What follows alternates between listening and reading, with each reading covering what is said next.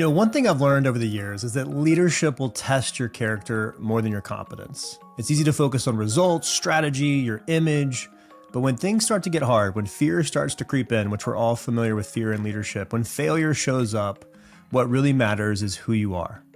But here's the question. How can we build the type of character and discipline that will sustain us in life's hardest moments? Well, my guest today, General Stanley McChrystal, has spent a lifetime thinking about what it takes to thrive at the highest levels of leadership and public scrutiny. We'll hear how he recovered from President Obama accepting his resignation in the Oval Office, how he deals with fear, failure, and how we can live a life that aligns with our deepest convictions. I think you're really going to love these personal reflections from a great leader. Let's dive in.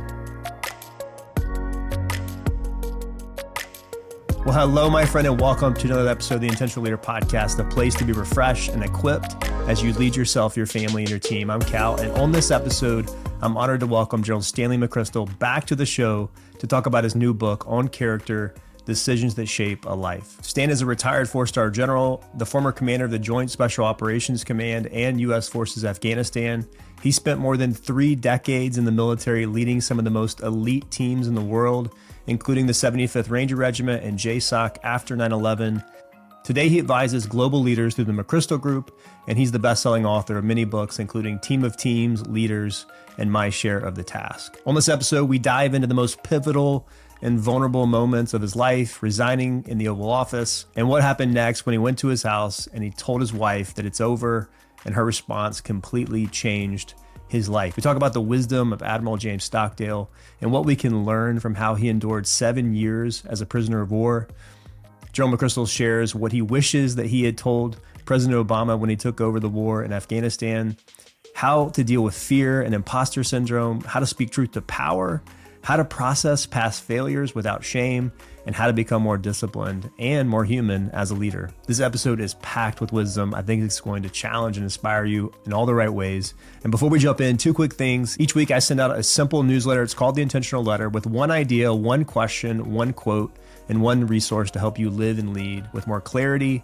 And you can sign up in the show notes of this episode. And if you want to get clear on your core values, we talk about this during the episode, I'd love for you to check out my Discover Your Core Values course. I've helped hundreds of leaders make better decisions, lead more authentically, and you can find links to that in the show notes of this episode, or you can go to calwalters.me/course. This has to be one of the most honest and practical conversations that I've had on the podcast. So without any further ado, please enjoy my conversation with General McChrystal. Well, General McChrystal, I have really been looking forward to this. Thanks for being back on the show. Okay, Cal, let's go back to where we were last time. Call me Stan, please. Okay. I'm going to try to be disciplined with that. I apologize. It's hard to do. So you've come out with a new book on character, choices that define a life. I love that title, by the way. I think it really captures that the choices we make, they really do make our life. And so thank you for writing this book. First of all, thank you to Annie for encouraging you to write this book. Tell us about that conversation with Annie, because this was almost a book that didn't happen. Yeah. People got to know the background on Annie and I. She and I have been married 48 years, and we were together during my years at West Point for about 3 years before that. So she adds that up to we've been together 75 years. Her strong suit is not math, but we're very close. And what we like to do is we like to sit in our living room and read at night. And we'll both read separate books, and we won't talk for about 20 or 30 minutes, and suddenly, usually I will interrupt her and I will say, I think this about that. And she'll nod and smile. Sometimes she'll go, yeah, that's a good idea. Another time she'll roll her eyes and go, that's stupid. And at one point she said, you need to write these down. And I said, well, why? And she goes, you just do. And I think it was to stop me from interrupting her. But the reality was I started writing them into these reflections or essays, and then I gave them to her, 10 or 12 of them, and she goes, this is a book. And I go, no, it's not a book. I've written my last book. I'm done with that. And she goes, no, it's a book. And I started writing more. I just started writing essays on any subject that I thought. And in fact, the original title of the book I wanted to be What I Think About the Things I Think About. And I thought that was very clever, and she said it was stupid, and the publisher said it was stupid. But then we found out all of the essays intersected on character. And they did because I've been thinking about it. I'm 70 and I've lived most of my life, as I joke with people, the last great thing I'm going to do is how I die. If I can die well, I will have done well.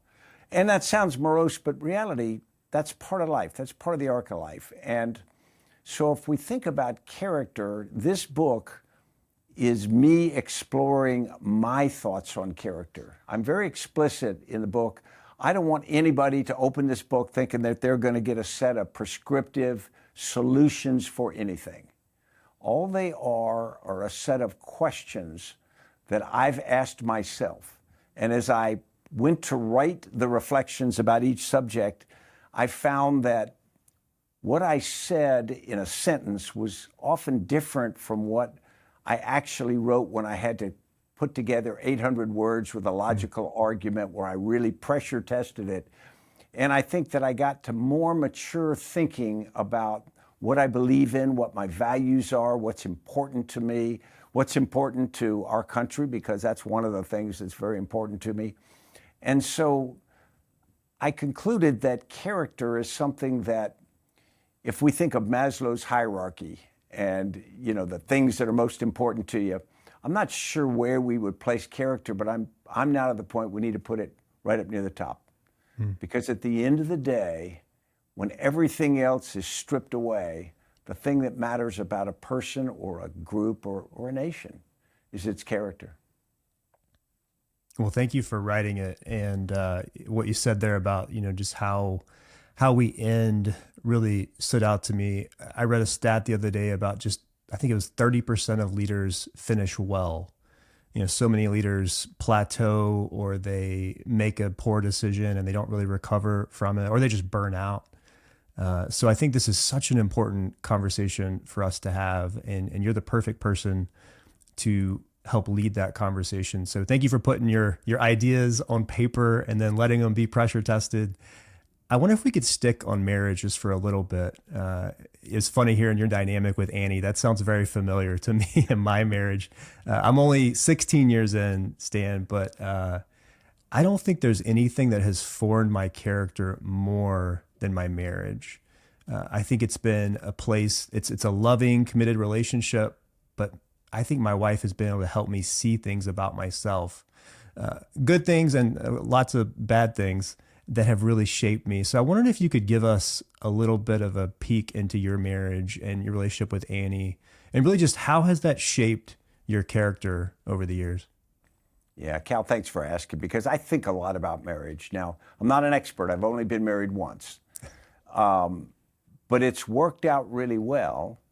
And I often describe to people, if we think about the marriage process, we meet, we fall in love, we get married, we live happily ever after. And of course, that's not my experience. My experience is you meet, you fall in love, you get married, and you work at it every single day, or you don't live happily ever after. So it's not something that's simple. It is an evolving relationship between two people who are constantly moving targets themselves, because as you go through life, that's the case. I sometimes describe to people, when I think about marriage, back 150 years ago, if you were on the prairie and you were building a farm and you were trying to survive, the husband and wife combination was essential, because they had to split up work, they had to care for children, they had to do all of those things. And so there was a force that kept you together, even you were going up and down and how in love you were or how much you were getting along. And I think that was helpful. Then we go forward to today, where most cases we have two-income families, and they could live alone if they wanted to. And so the reality is the only thing holding them together is this mysterious magnetism of love. And as you know, on Monday, you love somebody differently than you do on Wednesday, and vice versa. And so I think the danger is, if we're relying on that to be the only adhesive, then I think it's difficult. So I think we need to step back and think about marriage as a partnership like you've experienced, where you're both making each other better people over time.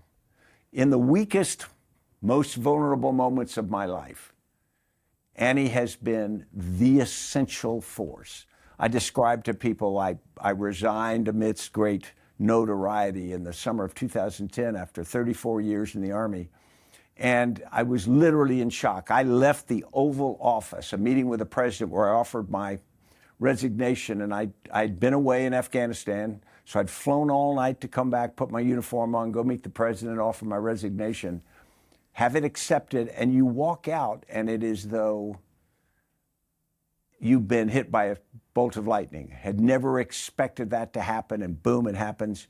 And I drive across the city to Fort McNair, where my wife was living in quarters, Annie was, and I walk in, and I look at her, and I tell her, it's over. The president accepted my resignation. And at that moment, I am the most vulnerable I can imagine that I had ever been. Mm-hmm. And she looked at me and she goes, good. And I go, huh? And she goes, we've always been happy and we'll always be happy. And in that moment, what she did was she basically signaled, without having to talk more than that, we're not going to feel sorry for ourselves. We're not victims. We're not going to whine about it. We're going to be happy and we're going to move forward. And I joke with people that Annie lives life like she drives, with no use for the rearview mirror. And if you've ever ridden with her, you would agree. But that is, for me, so valuable, because I will have a tendency to think an awful lot about the theoretical and philosophical parts of an issue or a problem and right or wrong and all this. And Annie is a little bit more intuitive. You know, she will just look at something, she goes, no, that's right, that's wrong, boom.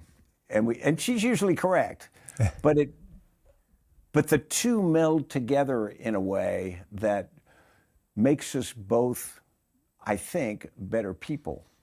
And we know that. That's one of the fun things. You know, you get to be married this many years, you still fight, you disagree on stuff. She's wrong all the time. I hope she doesn't hear this. But we do. But you know that when you're doing it, you know this is not, you're not severing diplomatic relations. Yeah. We never talk about, okay, the marriage is over. We just say, no, we are going to argue about this. And at a certain point, I will try to get you to apologize to me, and you will try to get me to apologize to you. Yeah, it's like this pressure testing that happens, but it's in this committed, safe space where neither people are looking for the exit. It's just, hey, we're here, but we're going to make each other better. It's kind of like what great teams do. I think it's exactly what great teams do. You know, 15 years ago, I started a company, McChrystal Group. When I left the service, you know, what are you going to do? Start a company. You know, how hard could that be? Okay, so here we are 15 years on, and it's a wonderful experience, but it's hard every day. You know, you got to pay taxes. You know, who knew? Turns out. But the reality is, every day you are trying to make a group of people aligned to do something. They're all going through their personal lives. But when you reach a point where everybody says, we are going to argue, we are going to pull, we are going to push, but we're not going to quit. Yeah. We are committed to this outcome. It creates a different bond. And that's what great companies are. That's what great military units are.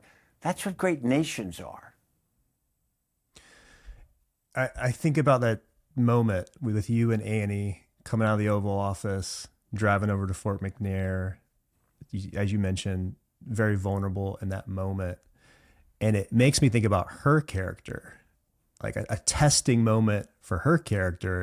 And of course, wow, she rose to the occasion. She gave you the vision and a word of encouragement in that moment that you needed. And that, it makes me think of, I guess, about how character is revealed when it's most tested. I'm curious how you think about that. Is that when we see people's character the most? I mean, that's when we hear that. I'm just curious. You've thought about character a lot.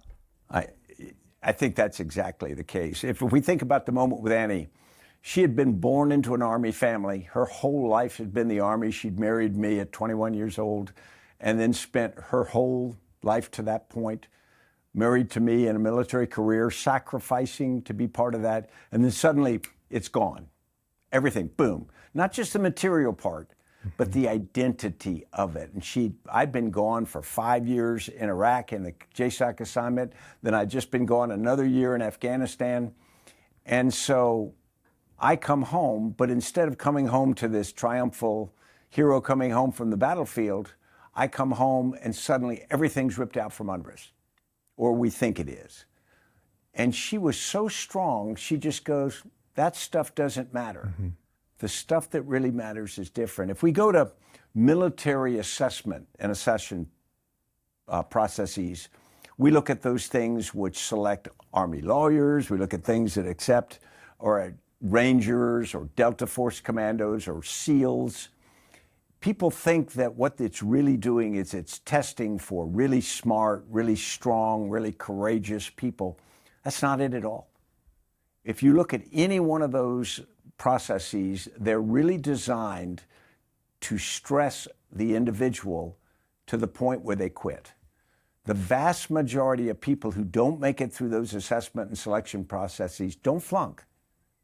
They quit. And so what you're really looking for is who won't quit. Who has the perseverance and the personal discipline to do that?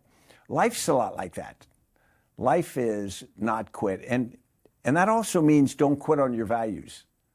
When you get a chance to step away from the things you think are important, like integrity or empathy for other people or personal discipline of how you behave, there's a lot of pressure to slide away from those in the moment.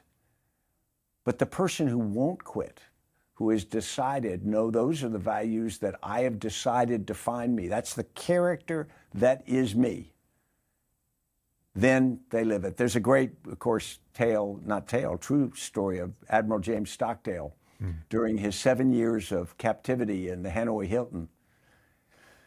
He was extraordinarily strong because he had this great sense of self-identity. He had studied philosophy, he thought about it, he was a little older than other prisoners, so he had a little advantage there. But the reality was he wasn't physically stronger, he wasn't more courageous than his other prisoners. He broke under torture like everybody does, but he came out with his honor. He came out with his sense of identity intact and was awarded the Medal of Honor for his leadership among people in that. And so if we really say what matters, it's not the size of your biceps, it's not, how fast you can run, it's not any of that stuff. It's the strength of our character. And the great thing about that is we get to decide.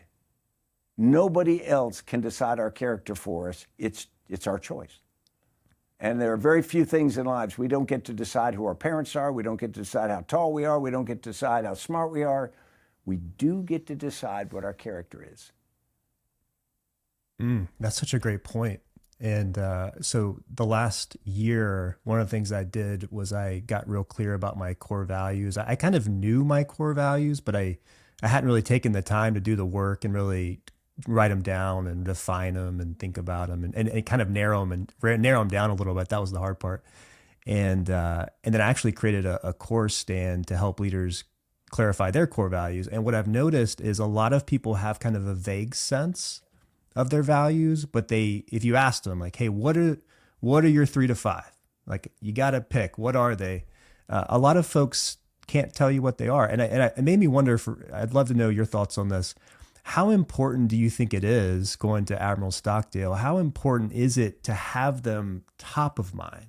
Like, to have actually gone through the work, and that's what you do in this book. And you say that character, you give this equation, which I love, is character is it's convictions multiplied by discipline, which is beautiful when you think about how that multiplication happens over a lifetime. Convictions times discipline. But how important do you think it is for us to not just vaguely know our values and our convictions, but to really have them top of mind? Yeah. Cal, I think it's extraordinarily important because they're not always what we think they are. All of us know that as military members, if we are captured, the original guidance for most of my career was name, rank, and serial number. No matter what the enemy does to you, you're going to give your name, rank, and serial number. And if you'd asked me 30 years ago, my core value, I probably would have said that's what I would do. But the reality is, when you're in the moment under torture, that's not realistic. And so we've got to understand what's really core. And in that particular case, it is keeping faith with your comrades to the degree that you are capable of doing that, physically capable of doing that. I write in the book about things like lying, cheating, and stealing. And if you ask me, will I lie, cheat, and steal? My reflexive answer is no. My values will not let me do that. And then you look at me and say, wait a minute. If your family was starving, would you steal? If you were trying to achieve some end that you thought was critical for family or for your job or whatever, would you lie? And the answer is, for most of us, there are times when we would do that. And so I reached this thing, I said, I don't lie, cheat, or steal except when I do. and that's as I was writing this and I was thinking about it and I was going, well, wait a minute. So my core value is not lying, cheating, and stealing. My core value is more basic than that. And it's hard to put into words, but it is something where you have to say, I am going to try to do what is right as aligns with those morals and values that I think are right. Most of the time, that means I won't do lie, cheat, steal, or kill. But we've killed. I've killed. And so I can't say I don't kill. I can only say I don't kill except when I think that it's the right thing to do.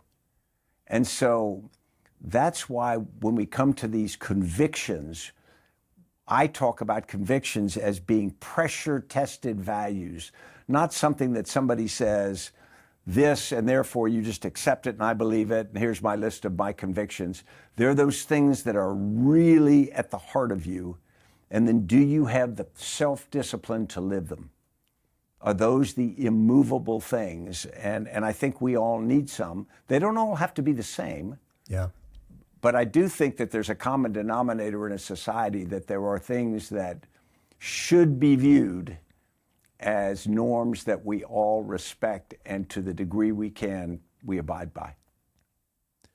Yeah, I love that you make that point that we need to do our own thinking, and we really need to take the time to clarify what those are for ourselves, because we have to live with ourselves. You know, that's the thing that we forget about is people may not know what we do in private, but at the end of the day, if we want to have peace with ourselves, we need to be able to be clear about what's important and then have the discipline to live that out. Not perfect, where none of us are going to be perfect, but to be able to at least know what's important.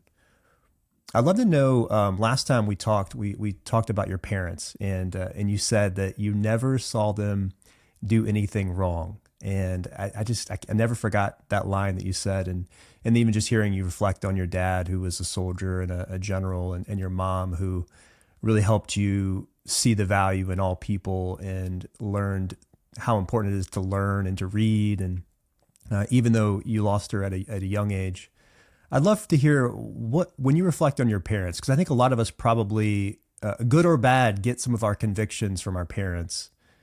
And then we hopefully do our own thinking and figure out, okay, do I really believe that? Is that really important to me? But I'm wondering for you, Stan, when you think about your parents, what convictions stuck with you from them that you still keep to this day? Yeah, and most of what I got from my parents was in their behaviors by example, because they were not the kind of people who would sit down and lecture me on something, this right, wrong.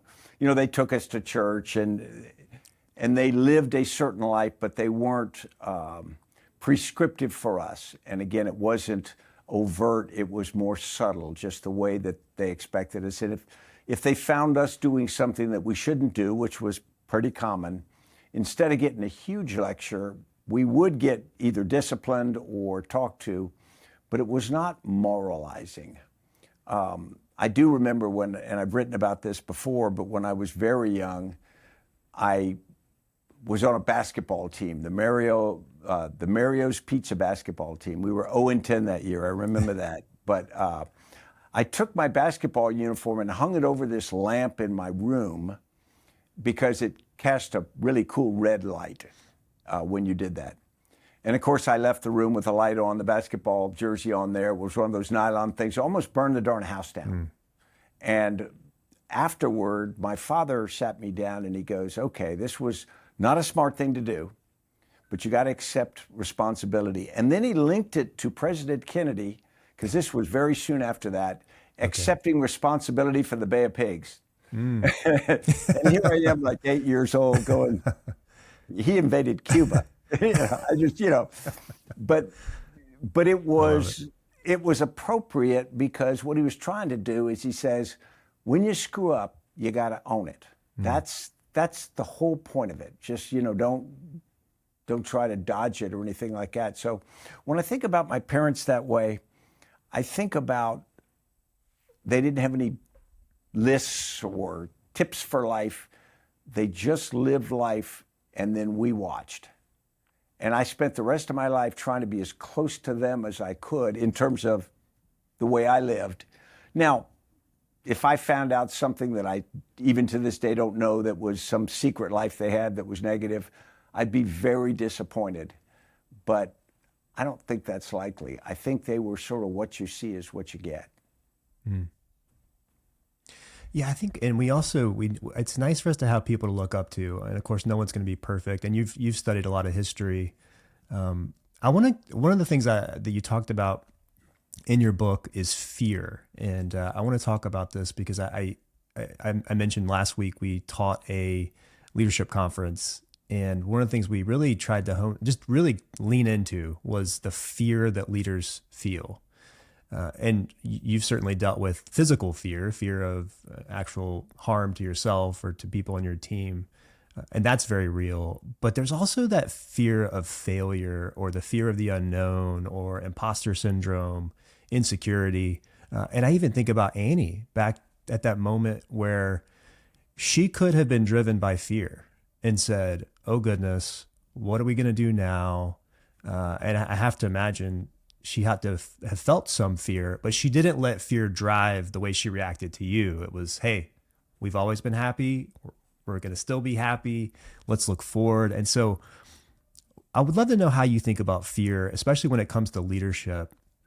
I think that when I reflect on my worst leadership moments, whether it was a platoon leader, Ranger School, deployed, even now as a JAG, it's always when I'm insecure, when I'm letting the fear of failure or fear of being exposed drive my decision-making and how I interact with other people. So talk to us about how you think about fear and how it relates to character. Yeah, well, Cal, that's a great one, because I think we're very much the same that way. The physical fear is something that you feel, but okay, you can't do that much about it. And so you just kind of motor through it, and, something bad happens or it doesn't. All of those other fears are much more insidious, and they tend to be longer term. And so if your fear of failure in a job, or fear of failure in some responsibility that you have, that can cause you to function differently than you would. I don't know how many people, we've all seen them in different positions. Command is when we talk about it the most, but there will be people in command who don't do a number of things because they know that the cost of any issue or failure in that part will be career ending, or at least career damaging. And so a lot of units back in the 90s particularly, we had a big thing about heat casualties. And so, heat casualties are bad, obviously, but we got so scared about it in the military that we started saying everybody's got to drink a quart of water every 15 minutes. It was ridiculous. And of course, no infantry unit could do that because you couldn't carry that much water. And so people started reducing their training in warm weather, or reducing this. And you go, now, wait a minute. In war, you don't get that option. You've got to try to replicate conditions of combat. The same with live fire training. You have to be responsible how you do it, but you've got to achieve a certain level of realism, or it doesn't achieve the purpose. And a lot of commanders would pull that back in because there was a personal risk to them. You know, they would say, I don't want to risk my soldiers' well-being, but the reality at the heart of it was they were worried about their own personal failure and being held responsible. And it goes even broader than that. C.S. Lewis wrote that wonderful essay back in the 40s, The Inner Ring. And he talks about how we all want to be in the inner ring, whether it's a social ring or a ring at work. We want to be in the in crowd. And we are willing to do things that we wouldn't otherwise do. We're willing to laugh at jokes that we don't think are appropriate. We're willing to do things, and even worse, because we want the gold ring of being included. The same thing happens if you're in there and you're suddenly under pressure to get along. Groupthink's got a lot of this dynamic to it. If you've ever been in the Oval Office with the president and, you know, it's his home field or her home field advantage, and there's this tremendous pressure to get along. Yeah, I bet. To go along with the recommendation, no matter who makes it and whatnot. And you suddenly realize the fear is that you are going to be sort of cut out of that circle if you don't play along. And so you want to nod, you want to say, yeah, let's do this. And I think if we looked back at a lot of the dynamics that happen in those kinds of environments, whether CEO offices or the Oval Office, a lot of stupid stuff doesn't get stopped because people feel that fear. If I speak up, if I'm not on board. And I don't know how many times you would have the dynamic where afterward there's great regret on the part of certain people, but they didn't say anything in the moment. And I think that's tragic. I'm really glad you brought that up. According to the internet, you can't believe everything you see on the internet, but according to the internet, Stan, you were known for being someone who would speak up, who would say what other generals wouldn't say. I'm curious if you give yourself an honest assessment, do you think that's true? And I'd love to know how you were able to do that, because that is something that groupthink, as you mentioned, is terrible for organizations, because it's a lot more about who's right than let's get it right. I think in the military, we're especially susceptible to it because of our hierarchical nature, and often just we need to get to a decision quickly. We feel this sense of urgency. Hey, let's just move out. It's easier to just do what the boss wants. So I'm curious, is that true? Do you feel like you were able to do that? And how would you coach other leaders to be able to do that? Yeah, the answer, Cal, is no. I don't give myself credit for that. I was in a few jobs where me reporting how it was part of the job, and I did that. The counterterrorist role, you know, you gotta call balls and strikes as they are, and so I did that. And for Afghanistan, when I first went to Afghanistan, we wrote this famous strategic assessment that got everybody sort of hot and bothered because it didn't align with what people hoped the outcome was going to be. But I don't give myself credit for being the big person who had the courage to always do that. And the reason I don't is because although I did it sometimes, there were times that I didn't do it, and I had great regrets about it. The most famous one was I was being assigned to Afghanistan in the summer of 2009, and I was asked to go over and meet President Obama and so Secretary Gates says, okay, you're going to go over to take command in Afghanistan. We're going to go over and meet the president, talk about this. And it really was just a photo op. I mean, we went over there, went in the office, didn't even sit down. And he said, you're going to go command in Afghanistan? And I said, yes, sir. And then it was kind of it, which I thought was unfortunate because I'm about to execute his strategy for a war, and I would have liked to speak about it more. But what I should have done in that moment, if I'd had the moral courage, I would have said, okay, Mr. President, wait a minute. Here's a pencil and paper. Write down what you want me to do. Write down me in very concise terms. Don't have your staff write it. Don't have me write it and you approve it. You write it in your own terms, like Ulysses S. Grant, a little dispatch book. You tell me what you want, and I will do my best to do it. Now, it would have been sort of offensive in the moment for me to do that. But if he said, well, I can't do it, right now or whatever, I'd said, well, don't send me until you can do it, because if you don't know what you want and I don't know what you want, we're going to have a bad outcome. But of course, I didn't have the courage in the moment to do that. I didn't have the foresight in the moment to do that. But those are the kinds of times when you talk about somebody who speaks up, the things that I wish I had done. And there are probably, 1,000 examples. So I don't accept credit for being that person, but I do accept the challenge that I want to try to be that person that speaks truth whenever I think I know the truth. Not just my opinion because it's my opinion. Thank you for sharing that. How would you coach leaders listening to do that better? Yeah, it's really hard. And the reason it's really hard is because, one, those moments often happen pretty quickly. Mm-hmm. They come and go.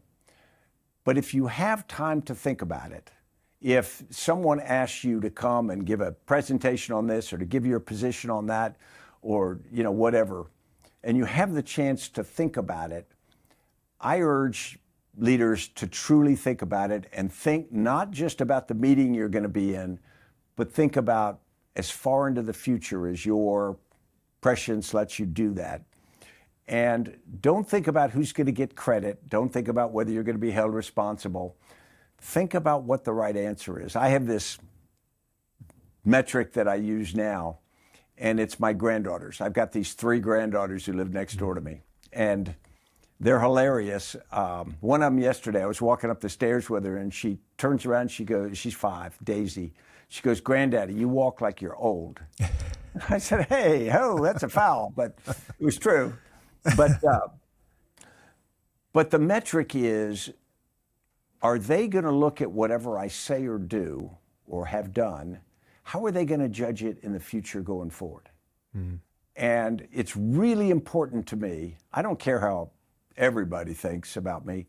I do care about what they think about me. Mm-hmm. And I care what they will think about me. And so I want them to think that the values that I tried to show were real. And so that's what I would tell leaders. Think about, get some metric that works for you. Decide what it is, and then put all your decisions through that lens. Wow, that's so good. I can't remember where I heard it. It may have been a sermon I was listening to, and he was talking about how those who actually have the most self-control are motivated by something much bigger than self, which is kind of counterintuitive. You would think, think about it in terms of, hey, you want to be fit so you can look good at the beach. Well, that's real kind of self-focused. But if you want to be fit so that you can live a longer life or be an example for your team, that's a very different motivation. And I think when I think about what you're reflecting on there, if we're motivated by something bigger, the mission, the organization, my granddaughter, how they're going to view this, it might give us the self-discipline in the moment to do something that's a little uncomfortable. And so I love that framing. I think that's probably really helpful for leaders. Let's talk about discipline. And it makes me think, last time we talked, I told you about how Jeff Van Antwerp was my mentor at West Point. And one of the things he told me before going to Ranger School was, he was like, "Cal, it's not just about getting through Ranger School. It's about how you get through Ranger School." And as a cadet at the time, I'm like, what do you like? I couldn't process what he was saying, but it was so wise. What he was saying is, yeah, getting through, great. A lot of people get through, but how are you going to get through? And it totally changed the way I went through Ranger School and how I thought about it. I certainly wasn't perfect, but it makes me think about discipline. So let's talk about discipline. I've got 4 areas here listed where I think either you've written about you being particularly disciplined in these areas, or I've just picked up on it from other interviews you've done. It's food, fitness, time, and communication. Food, you've talked about before, how you eat 1 meal a day. Fitness, you work out every morning. Time, I believe you say that if you're not 10 minutes early, you're late. And then just communication, being very disciplined about, being a good communicator, being clear and following up on communication. all of those are convictions that you have clearly. Otherwise you wouldn't be so committed to them. I'm curious, where do you think those convictions come from? Yeah, that's a great one. I think they come from the desire to have a certain level of health. You know, I talked to a guy yesterday or day before yesterday about branding, and he said the military leaders think about branding. And at first I said, no, that's commercial stuff. And then I said, of course we do. We try to develop a reputation with our troops, with our peers in the service. We want to be thought of a certain way, and we want that to be real. We want that to be genuine, which means we want to be somebody who is personally disciplined enough to be fit, to be healthy, to manage their time efficiently so the organization runs well, and all those kinds of things. So I think part of it is just deciding, okay, what kind of function are you? I think discipline, as you raise it, I think it's the most important attribute a person can have. Because if you have discipline, you can decide what it is you're going to be and do, and then you can actually do it. Because people who have all these great values but don't live them, you know, what's the point? So I think the discipline part becomes, do I have the ability to do, as you'd know from West Point, the harder right instead of the easier wrong? Which is just such a great phrase. Such a good one, yeah. Because there are so many times when you want to do the wrong thing. I've told people this before, but my most, and maybe not my worst, but one of the low points of my professionalism was in Ranger School.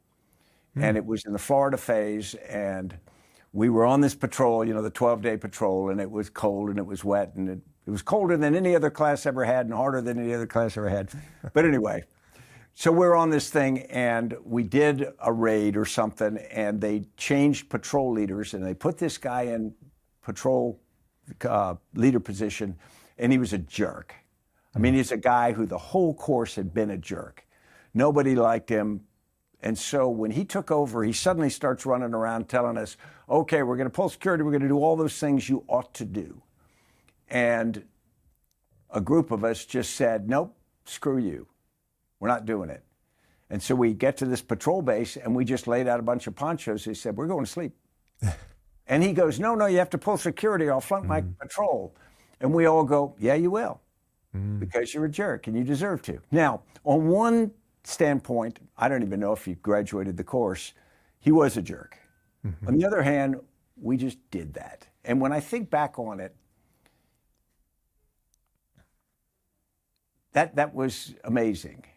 That here's a bunch of guys who are going through a course which is designed, we've just gone through 4 years at West Point, we're going through this course designed to display discipline and all this kind of stuff. And for the petty desire to punish a guy we didn't even like, we didn't care about, but to punish him, we took our personal discipline and standards and we just ignored them. I mean, it's amazing. It's maybe the other people who were with me that night don't even remember it, but it's one of those things that I'm ashamed about to this day. And you try to think back on those things, and like Marcus Aurelius says, you should do things that are right simply because they're right. Not because somebody else says they're right, or you're going to get rewarded for them, or they're going to build a statue of you later, but simply because they are right, and expect nothing else than even the satisfaction of living to that. This raises something that I think a lot of leaders think about when it comes to discipline, is we probably think about our worst moments. I think like food, for example. That's been something that I've struggled with. I love to eat. I just grew up in a family with a lot of great food. It's just always been the way I celebrate. And so for me, food is like up and down. Like there'll be seasons where I'm very disciplined. In fact, intermittent fasting is probably the best thing for me, because I'm just not great if I don't have some contours around my food. But I guess my question is, how should leaders, in order to stay disciplined, how do we not get so discouraged from those moments where we are undisciplined? Because I think what I've learned is that perfection is different than discipline. It's those are two different things. But if we think of discipline as perfection, we get discouraged and then we become undisciplined. Yeah, boy, that's a great description. I go back to Admiral Stockdale's story, and we're all taught it in dealing with if we're captured and mistreated, tortured. You're going to be broken. And the key is if you're broken, that should not become the new standard, because what you do is you lose your sense of self-esteem. You lose your self-respect. You think, I have let down the nation. I have let down myself. I am not the person I thought I was. Therefore, I'll be this new lower person. And so the idea is to go exactly back to where you were before. And if you're tortured again, make them break you again. If we think about that in life, every single day, and I'm 70, every single day I do something that is unworthy of me, of who I think I am. I treat somebody wrong, or I do something that I sit there and I go, oh, no. Maybe it's eat something I shouldn't have eaten, but more often it's more serious. I am not empathetic to someone, I'm rude, something like that. You've got to go right back to where you want to be. That can't become, failure can't define you as a failure. And you just got to accept that, you're not going to bat 1,000, but you've got to try to bat 1,000. And the day I die, I won't bat 1,000, but that's okay. It is the discipline to keep trying that I think matters most. And I think that's true, again, if we blow that up to organizations or to nations. I think any society that finds itself not who they should be, think of Germany after the Second World War. They found themselves having gone to a dark place, and they decided they needed to try to move away from that, and that was very painful. And so I think every group society has got to take that same mindset. The other day, I interviewed a lady who teaches people how to tell better stories. And some of the work that she does is she helps people go back and look at moments in their life. And she says, re-story. So restore that moment. And she said, it's very simple. Of course, there's a lot of stories that probably take a lot of more work, trauma, therapy, counseling. But it can be just as simple as to say, what did I learn from that? And I think that's something I've tried to do more of is, okay, Cal, you messed up. What can I learn from that? And then you're a little bit like Annie, we're more future oriented to say, okay, I've learned from it as best I can. I'm not going to let it define me. I'm not going to relitigate it, as us attorneys like to do. I'm going to move forward. So let's talk about moving forward. In your class at Yale, you have your students do an obituary, which is, I talk about forward leaning and thinking in the future. I've actually, part of my core values course that I teach is having people write their eulogy, and I've done that. And it is so clarifying and so helpful. It's often hard though. I've noticed for some folks when they do it, it's like, ooh, there's a contrast between what they want people to say and their life now. So I'm curious how, and you've already mentioned your granddaughters is such a great way to think about your current decision making and your current values in life. But how is looking forward helpful in those convictions and discipline and living a life of character? Yeah, Cal, I think it's utterly key, because we tend not to do that, or we think about it in a pretty unrealistic way. We think about what we're doing now and we say it's going to continue on, same trajectory, et cetera, but it's not, because you're going to get older, your career's going to change, the world is going to change around you. So just trying to get more rank, get more money, get whatever it is, you want more success at that point, that doesn't matter in the long term. And so having Yale students write their obituary was great, because it was kind of funny too, because this is Yale students they've never gotten a B anywhere on their report cards, and they're feeling good about themselves, and I go, you're going to die. And they kind of go, huh?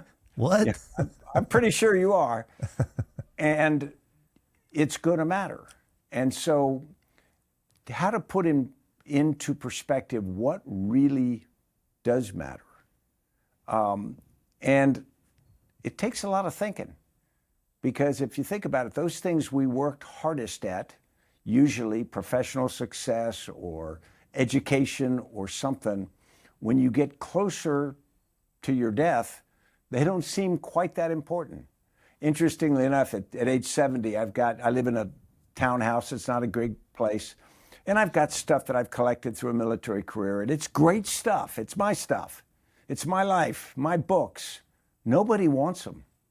My son doesn't. And I'm just perplexed by this. I don't know what they'll do when I pass, because, just throw it out. But the point is, none of that stuff means anything except what it means to me in this life. And the only thing about my life that will matter is what I meant to other people, what I meant to family, or what I meant to people I worked with, or maybe what I meant more broadly and modestly to organizations and to the nations. That's all that really matters. So if we think about the obituary, we say, well, what would matter? What would you want people to say about you at your eulogy? Would they want you to say, Cal was the best military officer, best lawyer, whatever, best whatever it is you wanted to be? That's good. But if they said, Cal was the person I called when things were tough, that would be different. Yeah. As you were talking, it made me think about how grateful I am that you have put so much of your thoughts in writing. You've taken that, and I have to imagine, I've never written a book, but I have to imagine that is not easy to write.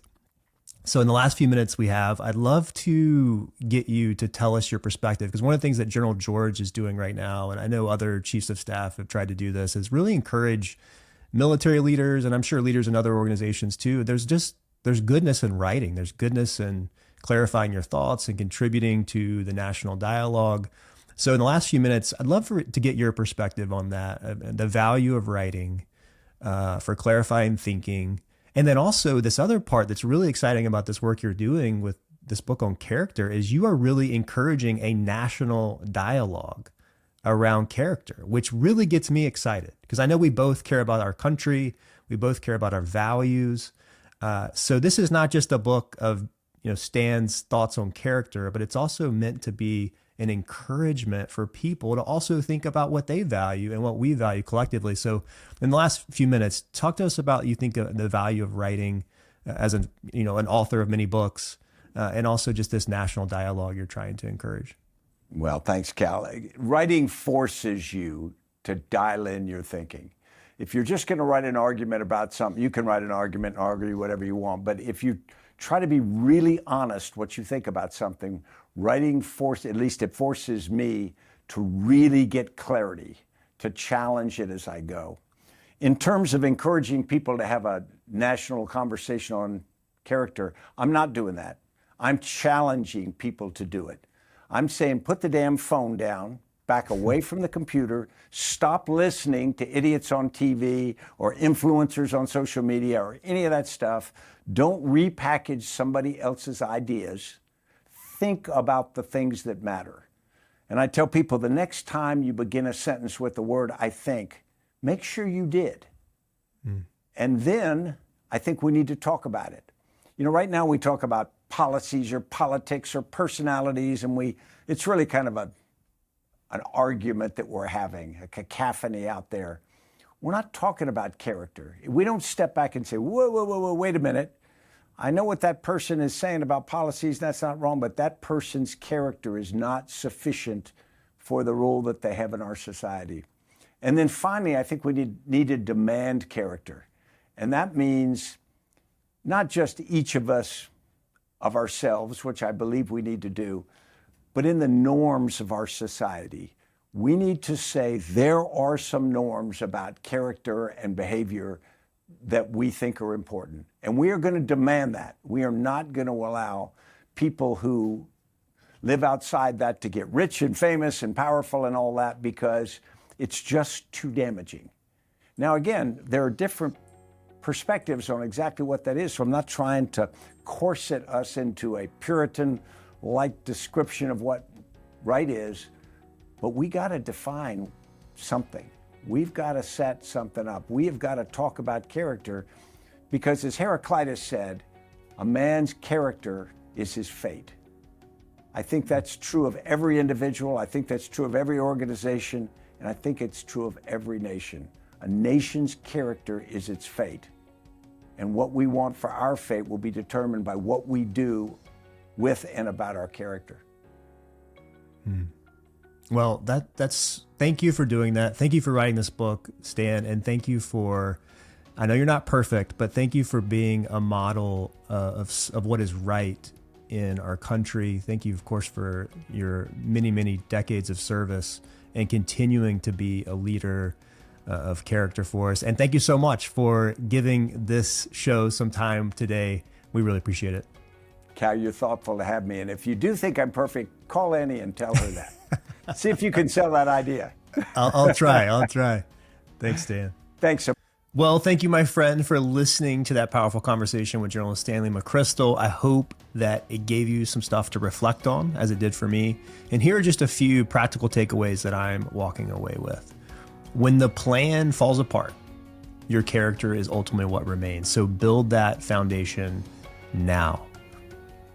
Fear is a real thing, but it doesn't have to lead. It's going to be part of the car. Maybe it's a passenger seat, but it doesn't have to drive. The best leaders learn to recognize fear and act with courage anyway. The people closest to you, like Stan's wife, Annie, can be the difference makers in how you move through failure. So surround ourselves with people of great character. Don't just know your values, clarify them. Write them down, pressure test them. Let them guide your decisions. If you want to get deeper, you're welcome to check out my Discover Your Core Values course. And finally, discipline isn't about being perfect. It's about showing up again and again with integrity, learning from those mistakes, but continuing to walk forward into your vision. If this episode encouraged you, would you consider sharing it with someone that might need to hear it? Maybe a fellow leader going through a tough transition, or someone wrestling with fear or failure. Also, if you haven't already, be sure to check out John McChrystal's new book on character. It's packed with honest, hard-earned wisdom. And if you'd like weekly encouragement like this, I'd love for you to sign up for the Intentional Letter. It's a short email I send out each Sunday with one idea, one question, one quote, and one resource to help you live and lead in a more intentional way. You can subscribe using the link in the show notes. Thanks again for tuning in. And until next time, stay grounded, stay grateful, keep leading with intention. Remember, life is short. Let's go make it count.